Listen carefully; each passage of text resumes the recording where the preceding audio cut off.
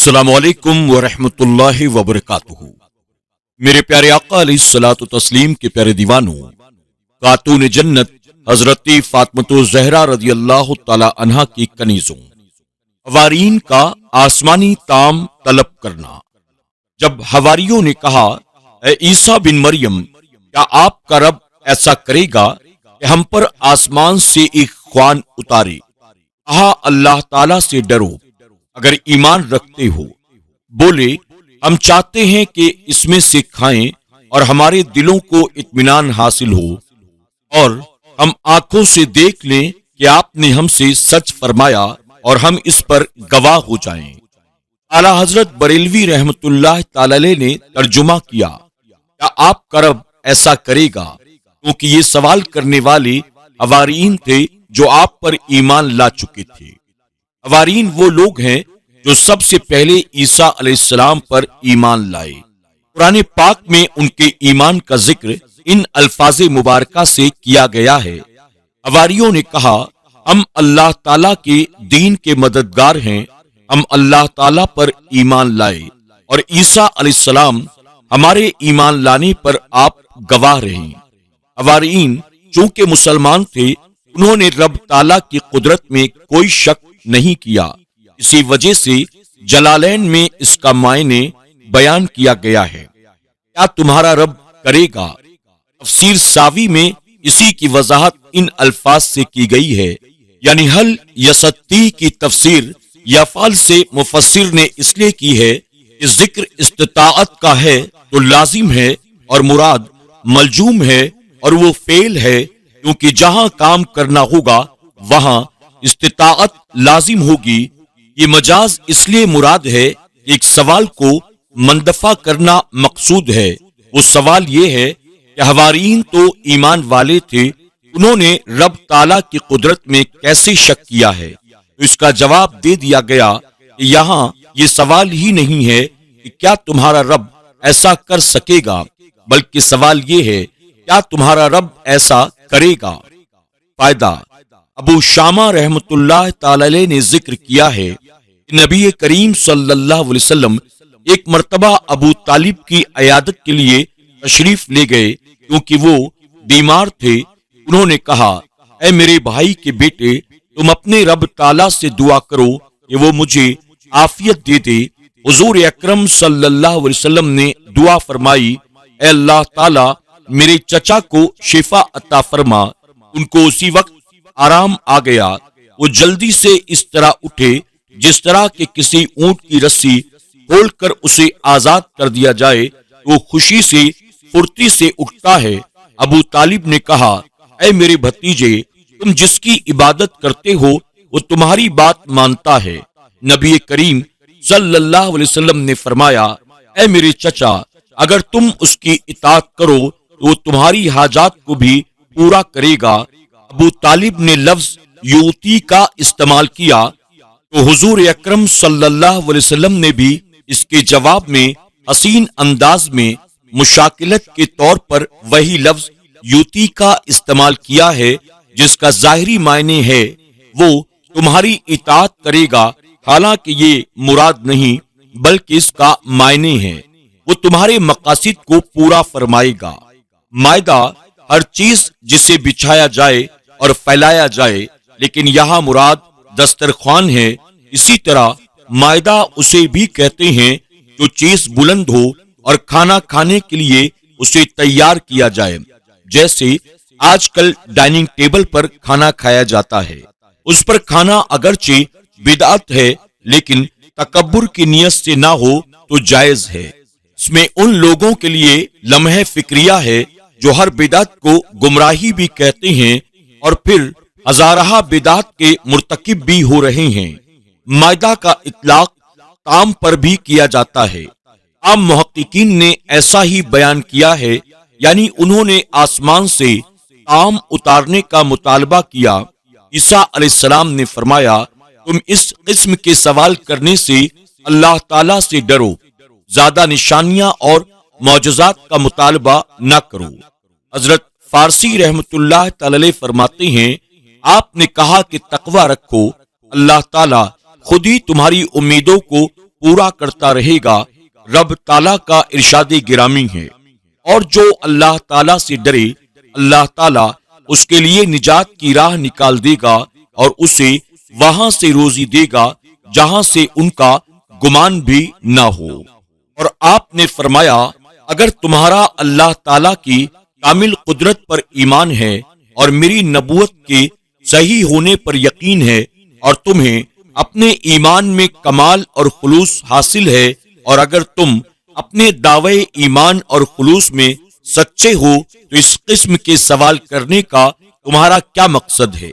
قوم نے جواب دیا کہ ہم آسمانوں سے کھانا اترنے کا سوال کر کے ایک معجزہ طلب نہیں کر رہے ہیں، بلکہ ہمارا یہ سوال در حقیقت کئی چیزوں کی طلب پر مشتمل ہے۔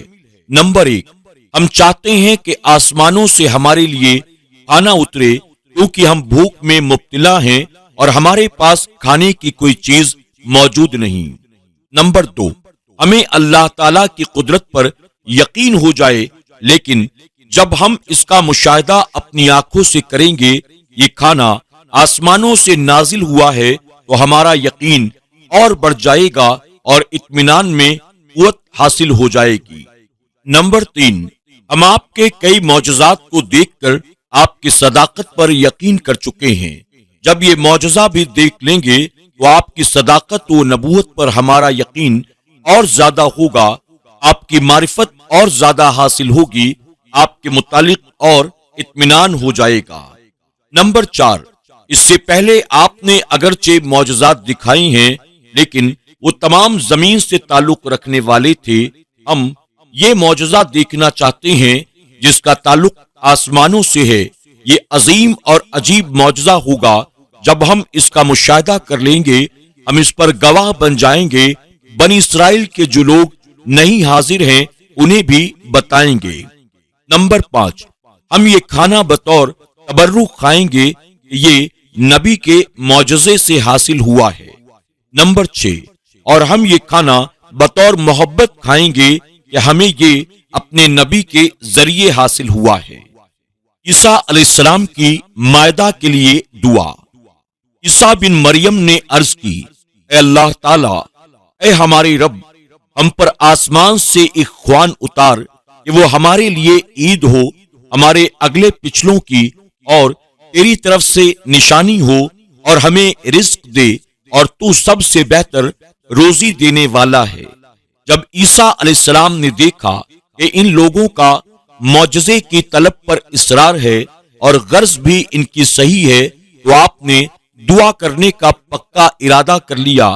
آپ نے بکری کے بالوں کا بنا ہوا سیاہ موٹا لباس پہنا، وضو کیا، غسل کیا، نوافل ادا کیے، قبلے کی طرف متوجہ ہو کر کھڑے ہو گئے، نہایت خشوع اور خضوع سے آنکھوں کو بند کر کے اپنے سر کو جھکایا، آنسو بہاتے ہوئے رب تعالیٰ کے حضور التجا کی، اے اللہ تعالیٰ، ہم پر آسمانوں سے دسترخوان نازل فرما جو ہمارے لیے اور ہمارے اگلوں اور پچھلوں کے لیے عید بنے۔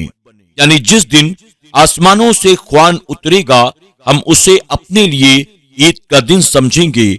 ہم بھی اس دن کی عظمت کریں گے اور ہمارے بعد آنے والے بھی اس کی عظمت کریں گے۔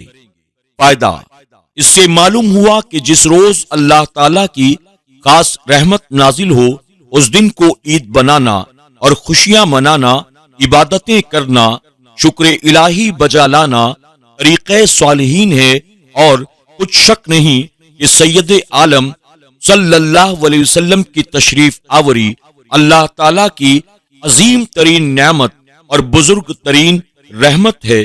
اس لیے حضور اکرم صلی اللہ علیہ وسلم کی ولادت مبارکہ کے دن عید منانا اور میلاد شریف کے موضوع پر نعتیں پڑھ کر، تقاریر کر کے، تلاوت قرآن کر کے شکر الہی بجا لانا اور اظہار فرح و سرور کرنا مستحسن و محمود ہے، اللہ تعالیٰ کے مقبول بندوں کا طریقہ ہے۔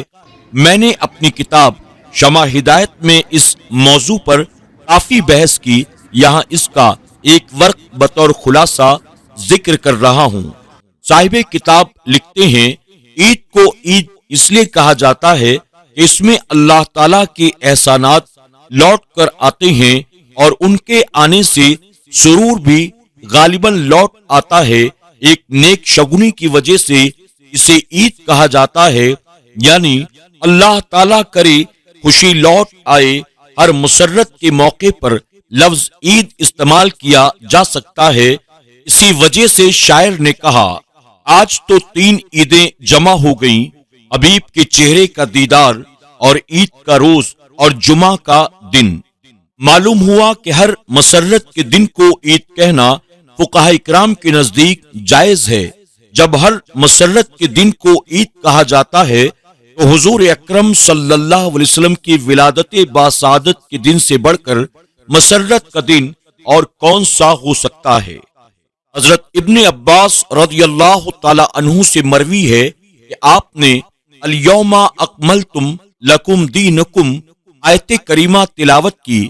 وہ آپ کے پاس ایک یہودی تھا، اس نے کہا، اگر یہ آیت کریمہ ہم پر نازل ہوتی تو ہم اس دن کو عید بناتے۔ تو حضرت ابن عباس رضی اللہ تعالی عنہ نے فرمایا، بے شک یہ آیت کریمہ اس دن نازل ہوئی جس دن 2 عیدیں تھیں، ایک جمعہ کا دن اور ایک 9 ذی الحجہ کا دن۔ وہ دونوں ہمارے لیے عید کے دن ہیں، یعنی ہم ہر ذی الحجہ کی 9 تاریخ کو عید مناتے ہیں، اور یہ آیت کریمہ بھی حجۃ الوداع کے موقع پر اسی دن نازل ہوئی، اور جمعہ کا دن بھی ہمارے لیے عید کا دن ہوتا ہے۔ اس طرح یہ آیت کریمہ جب نازل ہوئی اس دن 2 عیدیں تھیں۔ واضح ہوا کہ جمعہ کا دن اور عرفہ کا دن اللہ تعالیٰ کی خصوصی رحمتوں کے نازل ہونے کی وجہ سے جب عید بن گئے تو یقیناً جس دن سراپا رحمت جان رحمت حبیب کبریا صلی اللہ علیہ وسلم تشریف لائے، وہ دن سب عیدوں کے دنوں سے بڑا ہے۔ البتہ محبت اور ایمان کے بغیر اسے سمجھنا دشوار ہے۔ میرے پیارے آقا علیہ الصلوۃ والتسلیم کے پیارے دیوانوں، خاتون جنت حضرت فاطمۃ الزہرا رضی اللہ تعالی عنہا کی کنیزوں، آج کے درس میں بس اتنا ہی۔ انشاءاللہ مزید باتیں زندگی رہی تو کل کے درس میں ہم اور آپ سماعت کریں گے۔ کل تک کے لیے اجازت دیں، اپنا اور اپنوں کا خوب خیال رکھیں۔ السلام علیکم ورحمۃ اللہ وبرکاتہ۔